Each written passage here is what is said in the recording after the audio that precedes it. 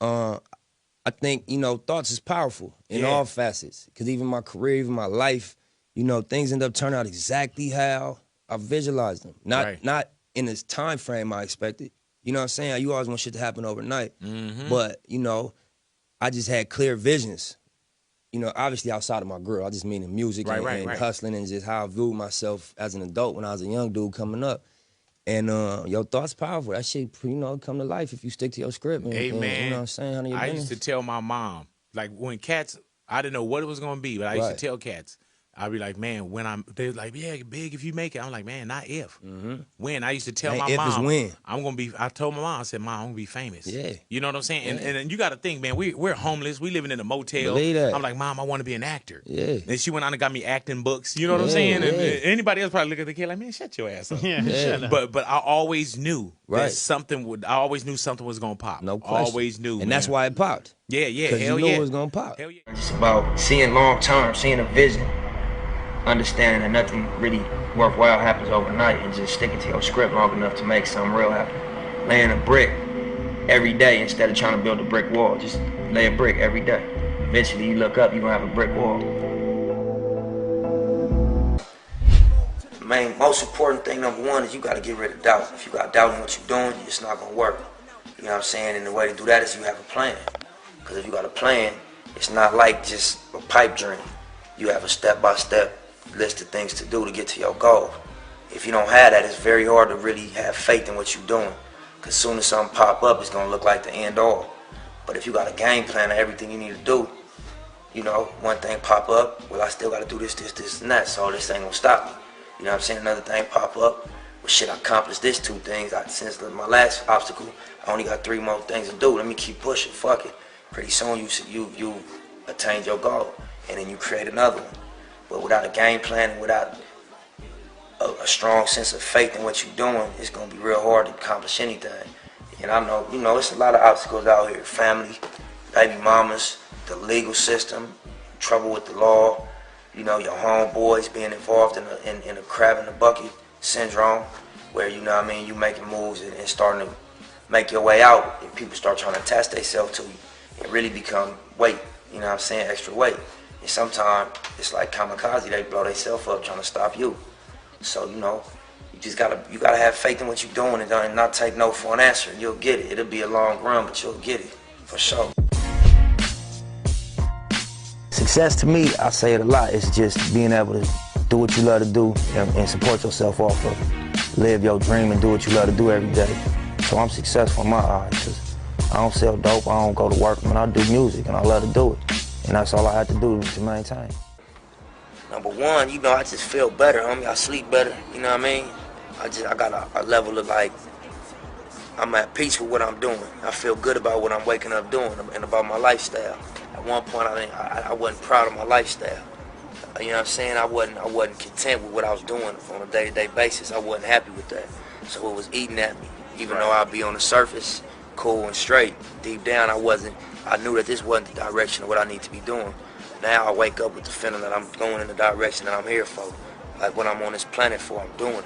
Right. Bigger than just the LA, bigger than some gang banging, bigger than some street shit, just on some human shit. I'm doing what I'm here to do, I feel like. Basically, before my deal and before I really had an outlet to get my music out, I was just full-time hustling and part-time rapping. Like I always had a passion for rap music, and I was always trying to create the situation to where I could do this full-time. We got turned down, we failed, had setbacks, had to start over a lot of times, but we kept going at it. In anybody's case, that's always the distinguishing factor. I told myself in my head, like the main thing I told myself was like, sometimes you gotta take 2 steps back to take 10 forward. I gotta fall back from having my jewelry, having my everyday money, riding around the hood on leather and chrome, smoking weed all day, calling the homies up. You got that for me? For sure. Going to pick up 200 here, 500 here, 1,000 here, and that's my day. I had to let go of that luxury, go back to being a young dude that was pinching every penny, maybe had $20 a day to spend, 10 on a sack of weed, 10 to eat, just so I could stay creative and work. And it was hard for my ego. And I was used to being that young fly nigga, take my pick of whatever female I want, at all the parties, all the clubs, the spotlight was on me. I did everything with my process, point A to point Z. I went out and made the relationships with the producers. I took the music into my house, imported it into Pro Tools, graded the shit out, recorded myself, ran from the Pro Tools to the mic and back and forth, bounced it down, burnt it on CD, took it into the street, promoted myself, sold it myself, went into these meetings, articulated my vision to the label, signed the deal, put my first foot forward to the street with my mixtape series. This was all me. So if my engineer tell me, oh, we can't do that, I engineer, my nigga, so you get out the seat, let me take care of that. Or if my team say, oh, that's not gonna work. If you go to Queens or Manhattan or Brooklyn and you wanna go to every high school and surround their high schools and really do grassroots promotion, they know, oh, that's not gonna connect. Well, you don't do it, then I'll do it, because I've done this and I know the effect it had. I realized I wanted to work for myself when I was about 11. I needed school clothes to go into the 6th grade with. And my mama gave me $40 to go school shopping, and I couldn't buy shit. So I was like, you know, I'm not finna stress my mama out. I just gotta figure out how to get money. And I used to shine shoes at Chambers when I was like 11. I used to make like $90 a day, work 6 days a week. And I started to learn how to like hold my own. Explain mailbox money, Nip. Mailbox money is, you know, when you own an asset and you get the, you know, the income that the asset generates.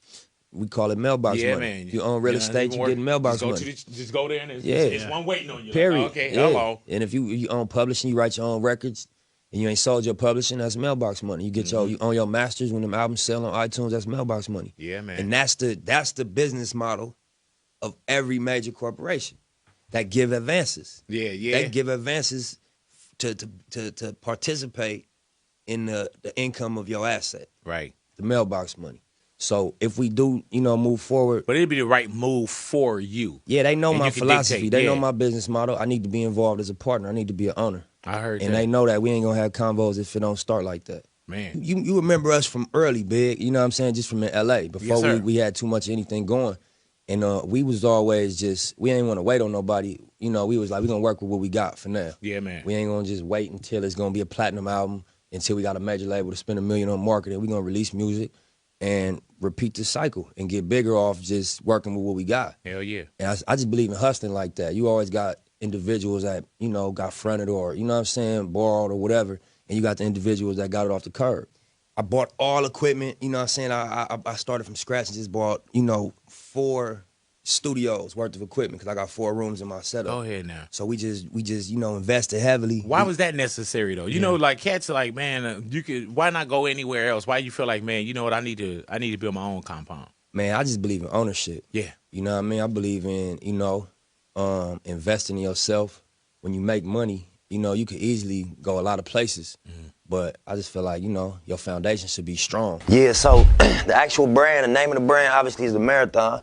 And it just stands for endurance. It stands for staying down. It stands for like not quitting, accepting the ups and downs of whatever game you commit yourself to and riding it out. You feel me? Because, you know, that's the reality of, you know, success or greatness, that it come with a roller coaster ride, you know? So I think that anybody could apply the marathon concept to what they do. If it's sports, if it's fashion, if it's music, if it's hustling, whatever, you're on a marathon, you know? So to make that the basis of our, you know, fashion line, I look at it like, you know, we honor the people that ain't quit. We honor the people that stay down. You know, it's just like a metaphor for being a long haul. Right.